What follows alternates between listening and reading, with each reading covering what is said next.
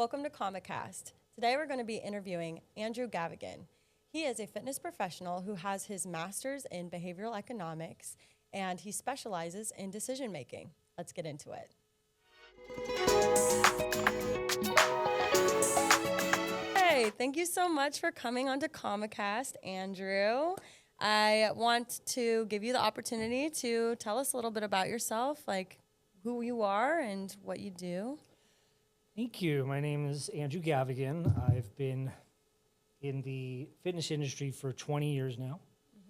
I have a master's in what's called behavioral economics, so I've developed an expertise in how people make decisions, especially when it comes to their health and wellness.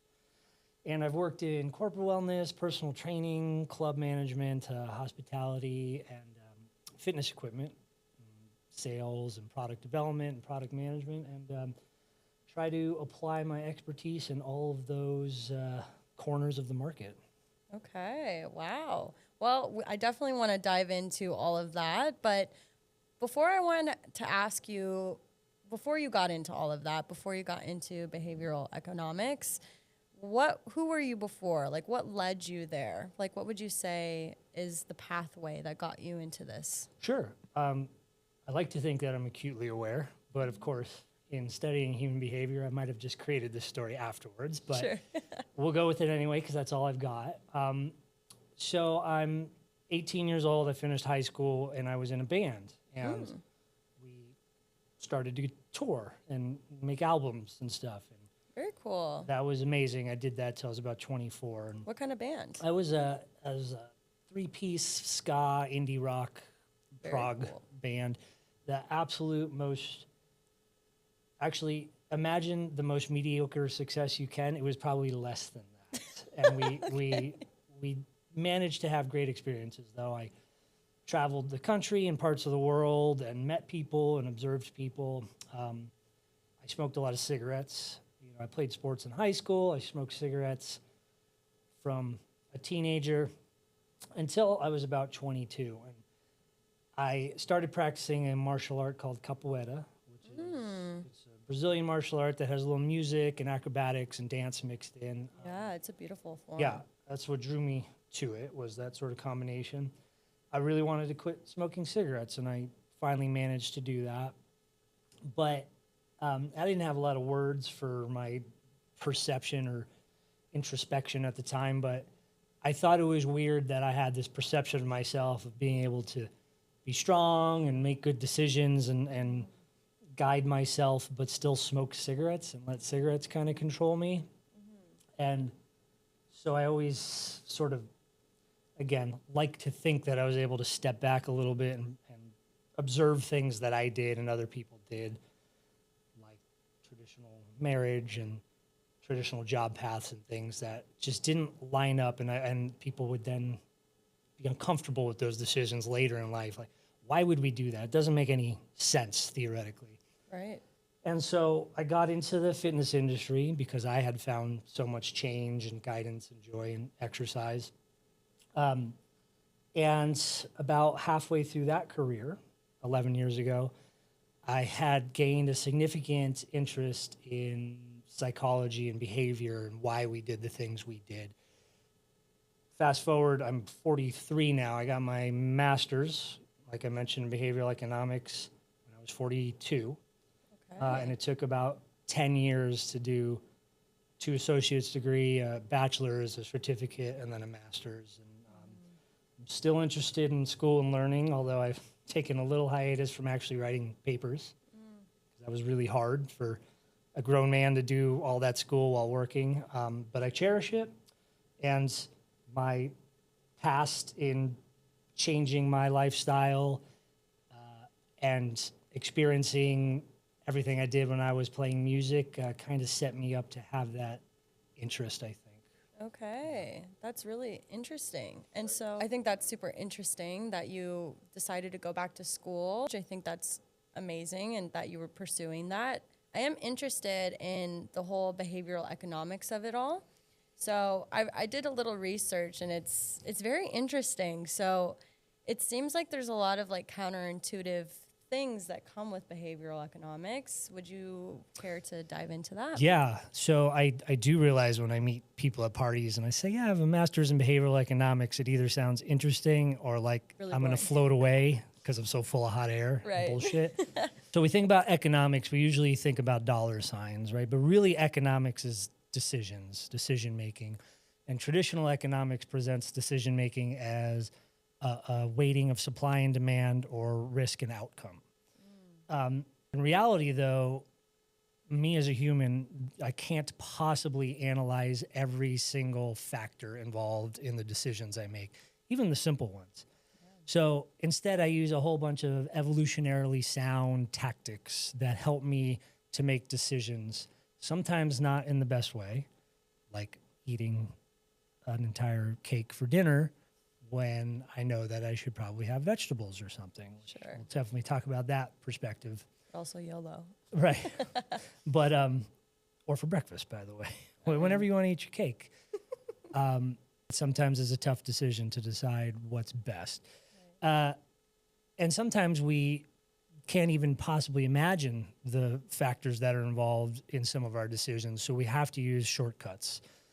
So behavioral economics studies those cognitive steps, those social cues, the environmental cues, the mindsets involved in the decisions we actually make and how we make them, including when various factors like cost are involved or supply, things like that. I see.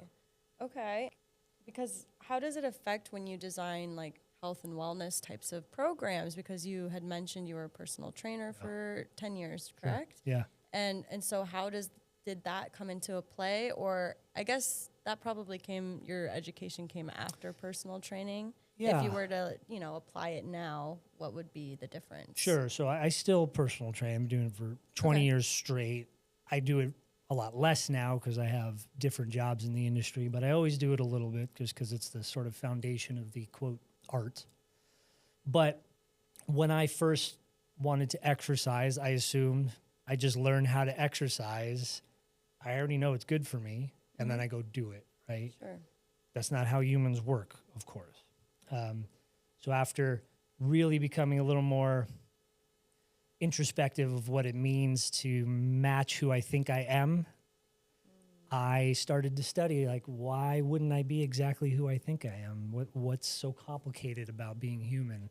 Well, the answer is everything, apparently. So when you're designing exercise programs and education, you could provide information about how the body works.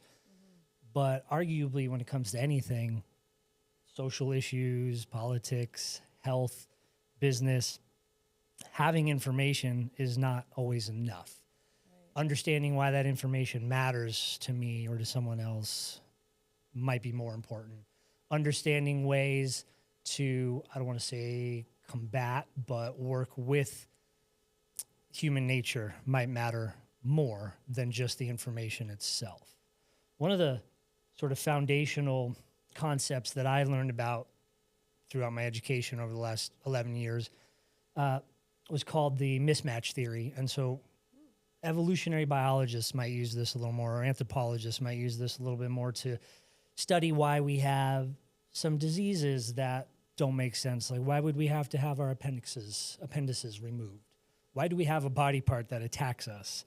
Well, it used to make sense for us, but our culture and environment changed a lot faster than our bodies have.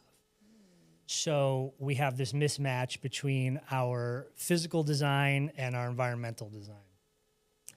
So the same thing applies to willpower or cognitive thought or diet or exercise. Our bodies were made over however many hundreds of thousands or millions of years to want to rest as much as possible and eat as much sugar as we can when we have it, as an example. Right. So when I look down on myself or question why I wouldn't want to go exercise when I know it's good for me, I can explain that fairly easily by looking at that mismatch theory. Well, my body isn't designed to do this. This is completely absurd evolutionarily.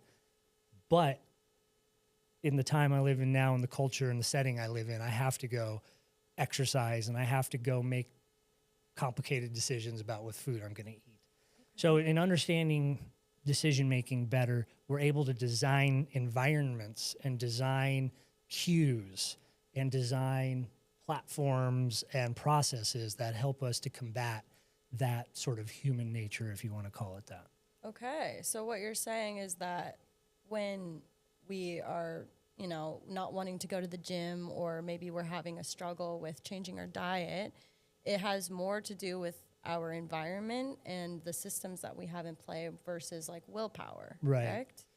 Willpower is great and all, and we should try to harness that. But this is what I found over many years of existence, and obviously I could be very wrong, but Yeah.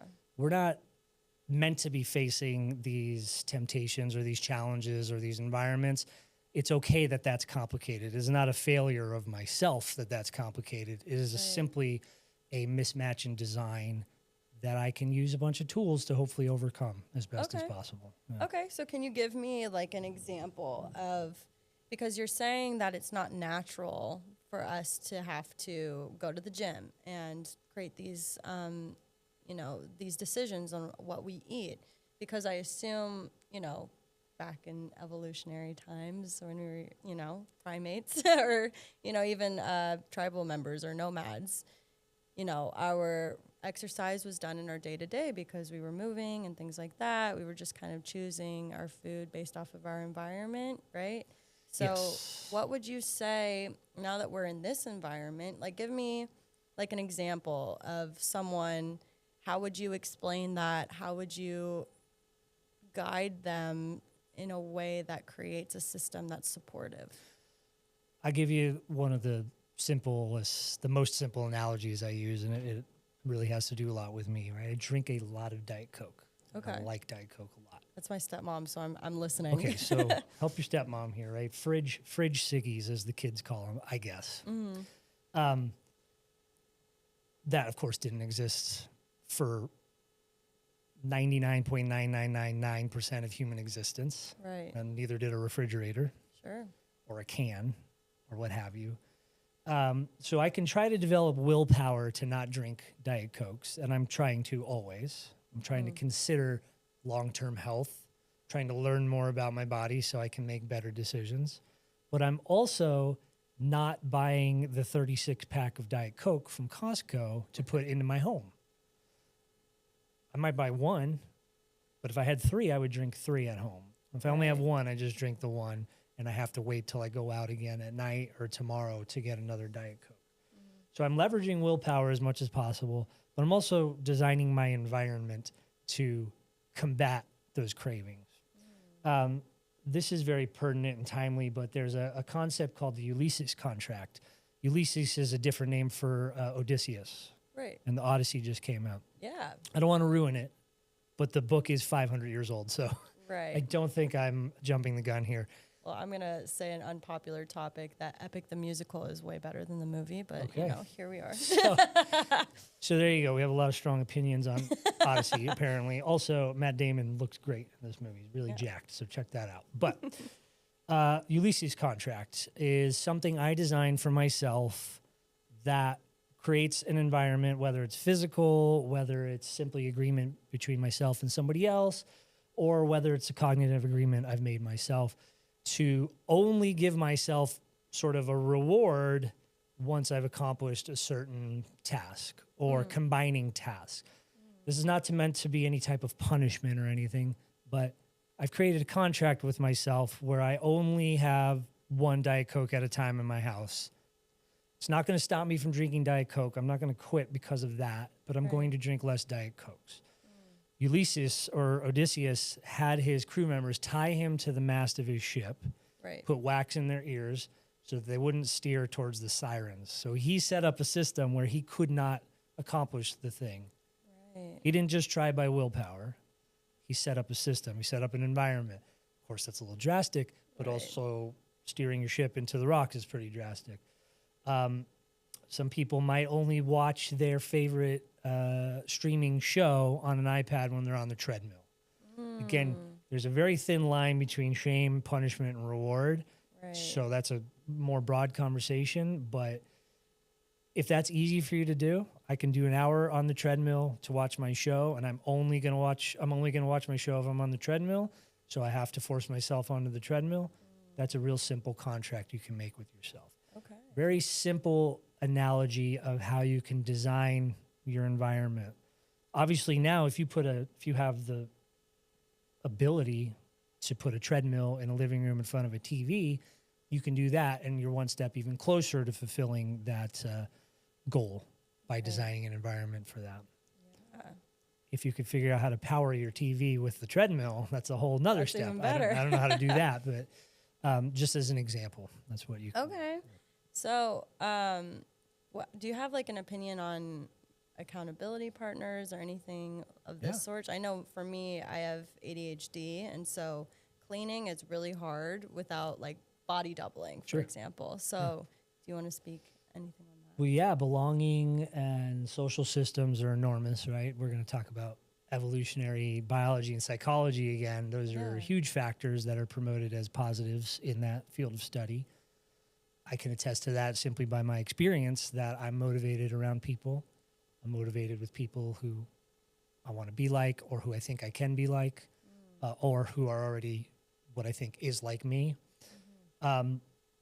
If I can share exercise with somebody, that's great. Sometimes if I'm paying money to somebody to hold me accountable, I'll be even more likely to show up. So I've been a personal trainer, like I said, for 20 years. I've trained lots of different types of people. Lately, I train people who just want to be healthy.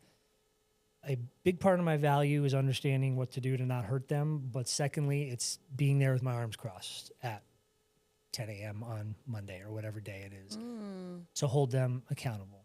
Whether it's because they don't want to let me down, whether it's because they're excited to go and see and talk shop, because there's a lot more talk with some clients than there are with others. I've experienced that. Whatever the case is, that is a reward in itself, and it's a different type of Ulysses contract, or it's a simple accountability partner or accountability tactic that works. Accountability partner is just another Ulysses contract, I think. Okay, so I think you kind of touched on it, but I would love to hear a little bit more, because when people are trying to build habits and stuff, there might be like an internal conflict that happens. Like even though they know this is something they want, there's still resistance there. Like even if they're creating the systems, maybe they're breaking the contract, or how would you suggest resolving something like that? Sure. So there's a couple of concepts in behavioral science that are important here. One of those is called loss aversion. So a linchpin concept or a foundational concept that we talk about, loss aversion, suggests that people are far more worried about losing at something or losing something sometimes than they are about gaining something. Interesting. There's an adage that goes that losses loom larger than gains. A lot of us have heard that. And there's some research in behavioral economics that suggests that losses can sometimes equal twice as much as an equivalent gain. Meaning, I would rather lose $5 than gain 10. Now, economically, that might make sense in some cases, because if I have a chance of losing 5 and a chance of gaining 10, that's technically worth $5. So that's a positive. I should take that approach. But because we're human and we make decisions based off of a lot of different cues and emotions, sometimes we'll avoid starting things for the sake of not failing at them, which makes sense because, again, evolutionarily, failing is a very bad thing to happen. Yeah. But when you're in an environment where you can start an exercise routine, and if it doesn't work out in 2 weeks, you're back to where you were before, really there's no big loss there, simply a loss of maybe self-identity. Sure. Which I would argue is incredibly valuable. Mm-hmm. So to start a routine is a risk in lots of cases, especially if you are trying to change your identity completely. You're not an exerciser. Maybe your family aren't exercisers. Maybe your friends aren't. That can be a significant risk for some people, and that makes sense. Right. How do we combat that? We try our best to make the environment as conducive to, first of all, allowing risk and loss, but also promoting success. You don't just have to have the willpower to start, but we can reduce friction, whether it's tangibly putting a treadmill into the living room, whether it's creating that contract with myself where I won't watch TV unless I exercise, or maybe it's by creating a new sort of self-identity. Easier said than done, of course. There's a lot of steps to that. Yeah, I'm curious because you're saying that, you know, someone won't want to start something with the fear of failure, right? So are you saying that the reward has to be bigger than the loss, or that you are kind of like, Yes. yeah, how would you, because I hear what you're saying, but could you give me like a tangible example of how you would help someone start if they really do have that fear of failure? Sure.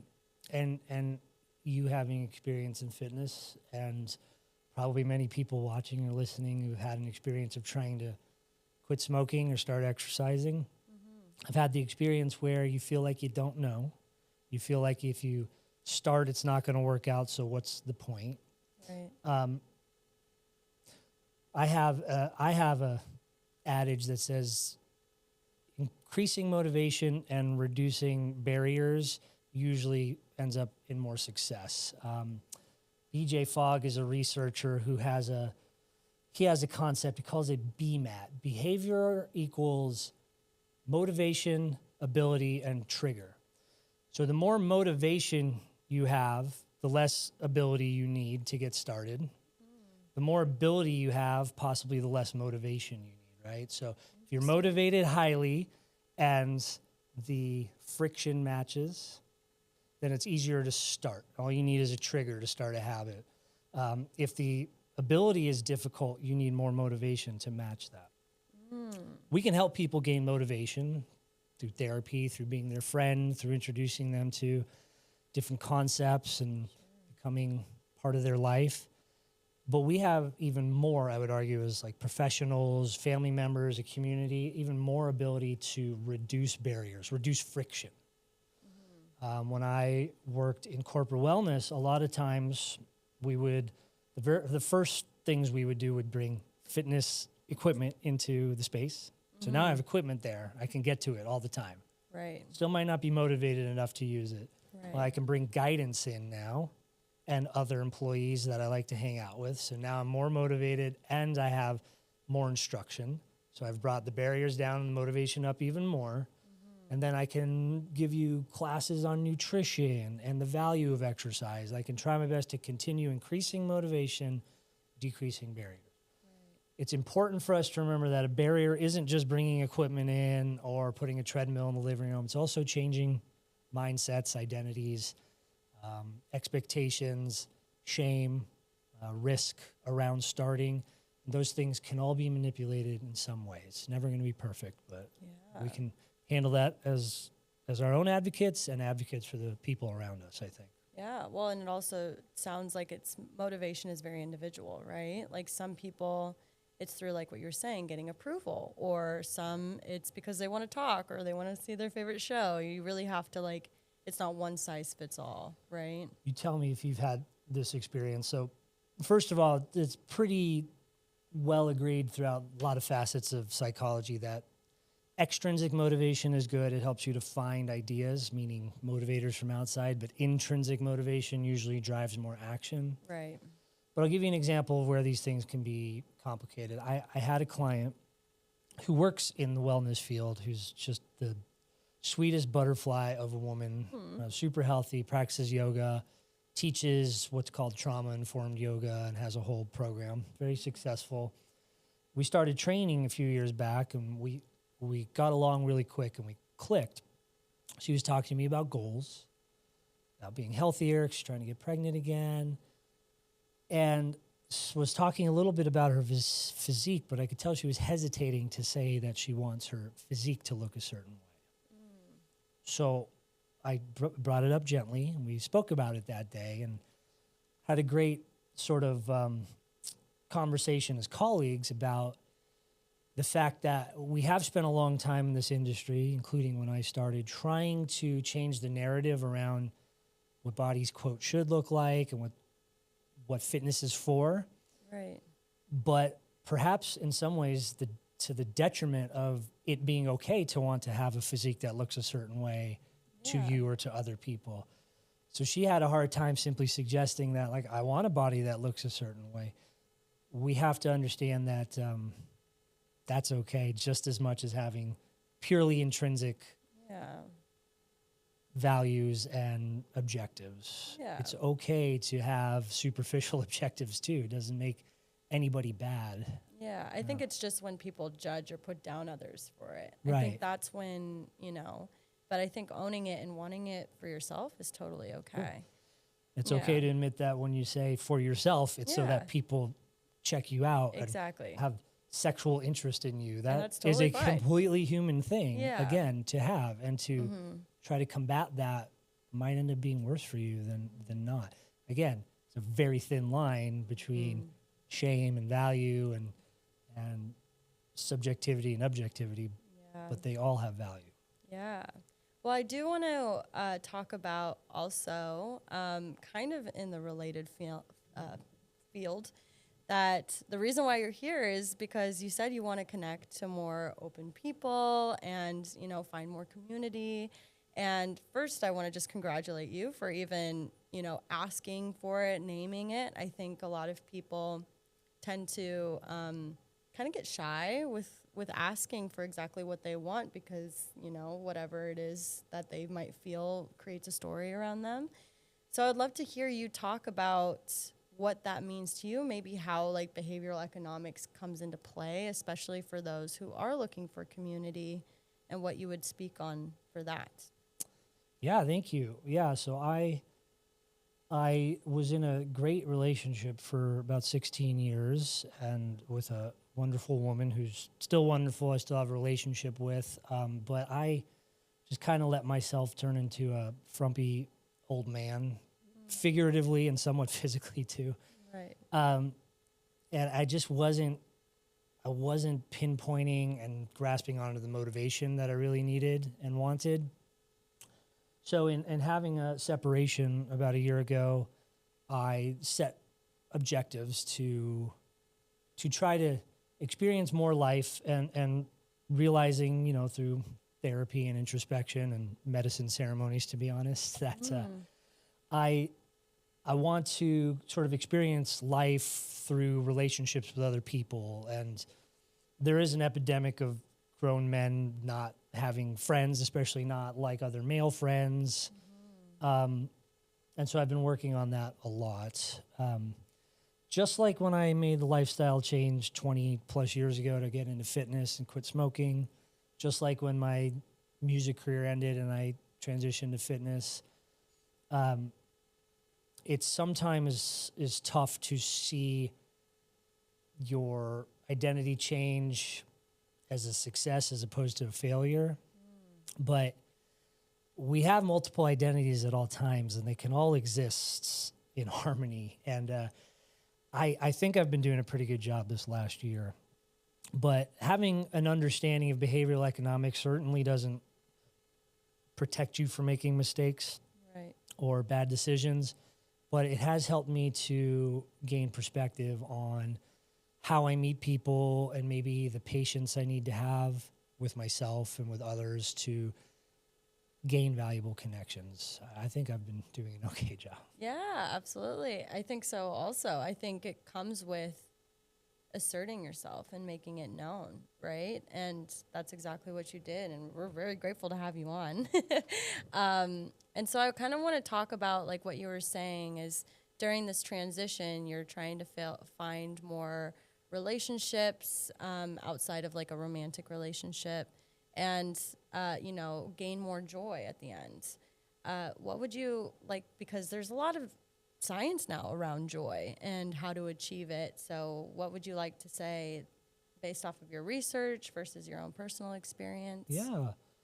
So one of the sort of facets of study that I really focused on throughout my academic career and then applied to my career is identity-based decision-making. Social identity theory is probably the more popular term. And within that, masculinity and femininity, a little bit more specifically. To give you an example, you know, what makes me who I am? I'm a male. I'm heterosexual. I'm from California. I'm of Irish descent. I have, you know, a pretty strong family bond. I'm a musician. I'm an athlete. I'm a big cake eater. No, literally love sweets. I'm a meat eater.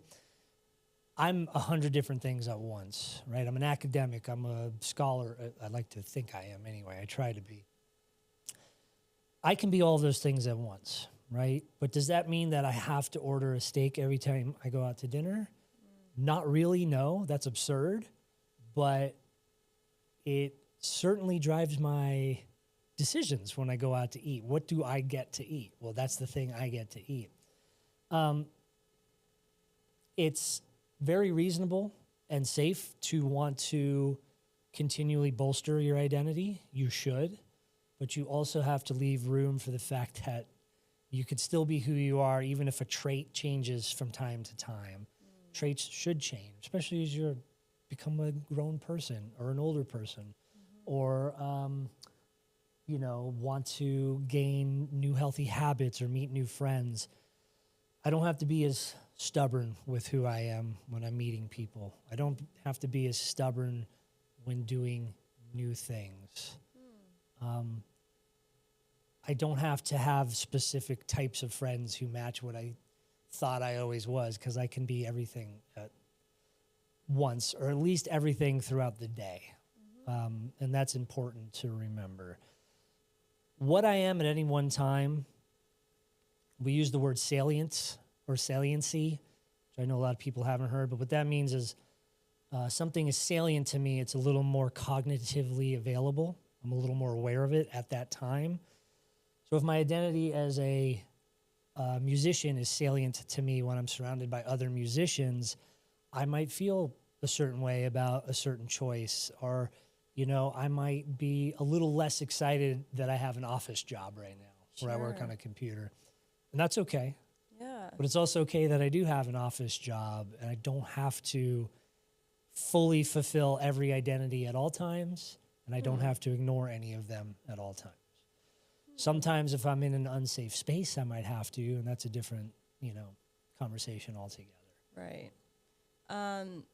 Okay, because I know this is like a saying that I've heard, and maybe you can speak on it, is that, you know, the 5 closest people in your life are basically the compounding effect of who you are and your personality and your identity.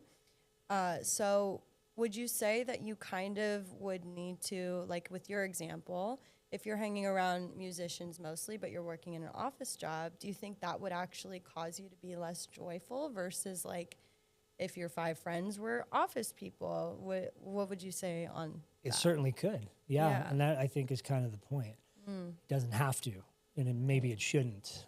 Ideally, when I say shouldn't, in an ideal situation, everybody who you're surrounded with will provide you value in some way.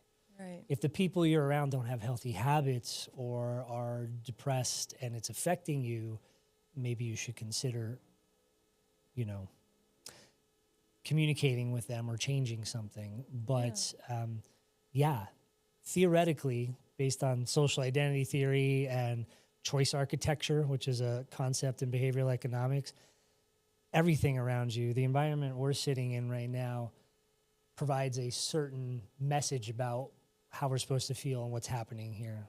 Yeah. Not to mention the microphone 1 inch from my face. Or the cross legs in a rotating chair, right? If I'm sitting on the sand, laying back, talking to you, I might use different speech patterns, or I might feel comfortable bringing up different concepts. And that makes perfect sense. Yeah.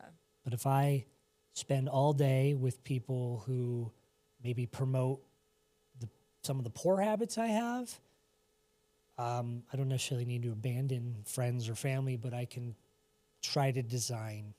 And I realize it's not always as easy as saying that for some people. They might be stuck in situations, but if I can design the environment to promote what it is I want to achieve, maybe bolster some of the personalities that I want to enhance. Yeah. I mean, I personally really hear that, and I take it very seriously because it sounds like, you know, if you want your life to look a certain way, the people that you choose to surround yourself with are kind of like a reflection of that. And it's important to kind of be selective in a way. But then how would you say, you know, those who are looking for community and they want to insert themselves and they just don't know how, but they know they want to be with these types of people, but they don't know where they are.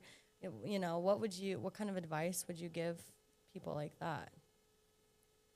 I think maybe the only advice I have for that is definitely not academic, but Right. my experience in the last year is it was risky. It wasn't risky in the ways it was risky when I went skydiving, and it wasn't risky in the way it was risky when I invested in one of my past businesses, but it was risky in that I was going to be vulnerable to introducing myself to new people and new places, and maybe acting weird because I didn't know how to act in that space, or maybe I would find myself across the table from somebody who's weird and I didn't want to hang out with them, and I had to be polite in some way.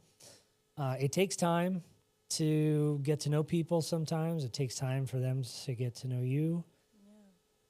It's not a sunk cost or loss if a relationship doesn't continue, regardless of what type of relationship is.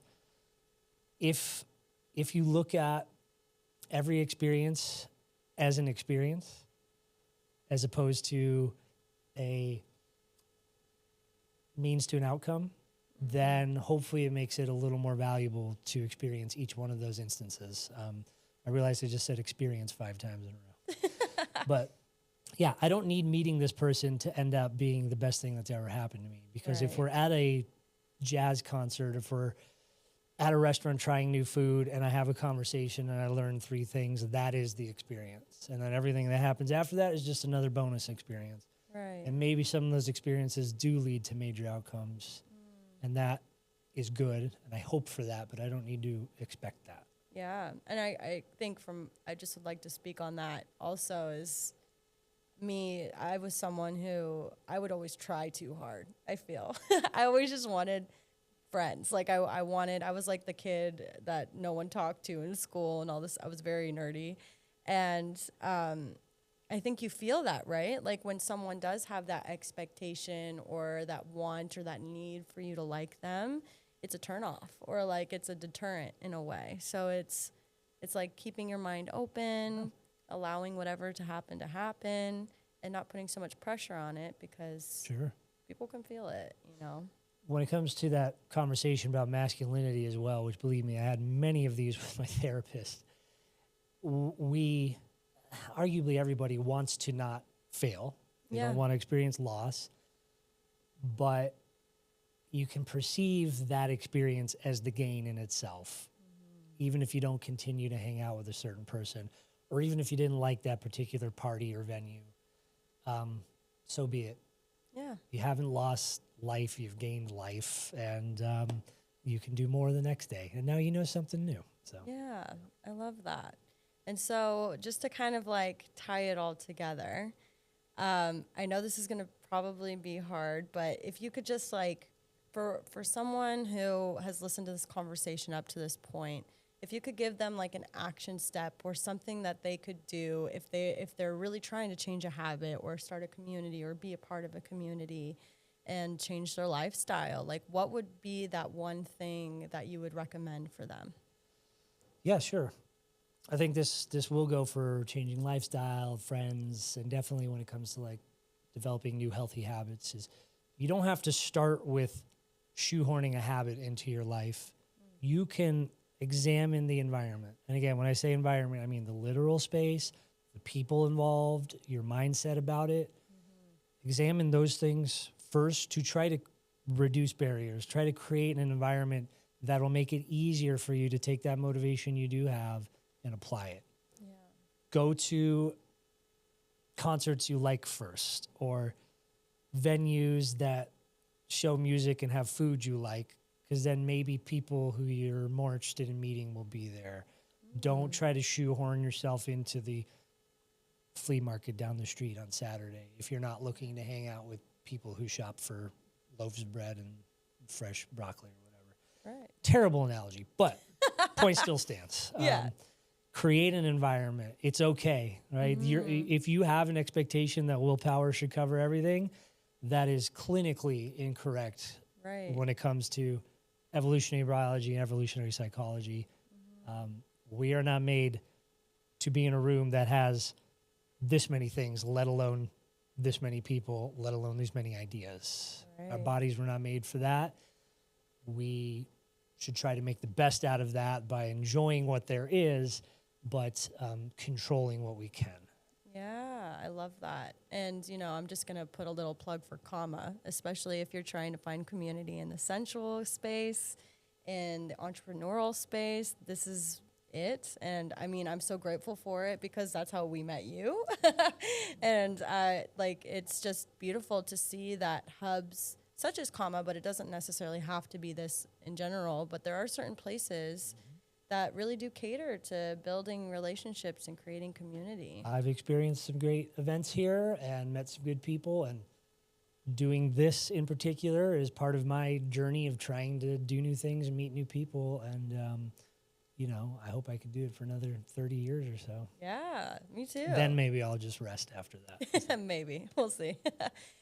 Is there anything that I missed that you want to speak on that you would like to mention? No, currently I'm still working in the fitness industry, managing some products. Nothing I really need to promote here, but I would have a human behavior conversation with anybody any day of the week. So I hope to meet some more of the Kama community sometime soon. Yeah, me too. And then, so where can people find you if they did want to So connect? there's not a lot of Andrew Gavigans in the world, Gavigan. So you just look that up. You'll find me on social media and LinkedIn, and Okay. happy to have a conversation, meet Yeah. new people. And we'll link it also Oh, in thank in the little description as well. Absolutely. Thank All you. right. Well, thank you so much for being here and for having this talk. Thank you.